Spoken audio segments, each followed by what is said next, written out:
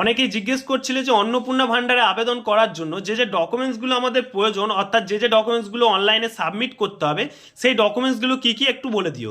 অবশ্যই তোমাদের জন্য ভিডিও নিয়ে চলে এসেছি, এখানে তোমাদের দেখে নাও। আবেদনকারী অবশ্যই মহিলা হতে হবে, অর্থাৎ অন্নপূর্ণা ভান্ডার কিন্তু একটা মহিলার নামে স্থায়ী বাসিন্দা থাকতে হবে। স্থায়ী বাসিন্দা হচ্ছে পঞ্চায়েতে গিয়ে একটা লিখিত ফর্ম যে তুমি সেই পঞ্চায়েতের বাসিন্দা, সেই বাসিন্দা সার্টিফিকেট কিন্তু থাকতে হবে। এবং তার সাথে সাথে ইনকাম সার্টিফিকেটও থাকতে হবে, যেখানে আয় নির্দিষ্ট সীমার মধ্যে থাকতে হবে।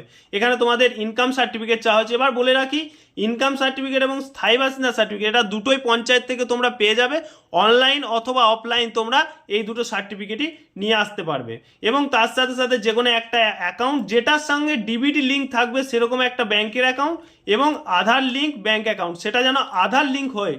যে ব্যাংক অ্যাকাউন্টটা তোমরা সাবমিট করবে সেই অ্যাকাউন্টে যেন আধার লিঙ্ক হয়।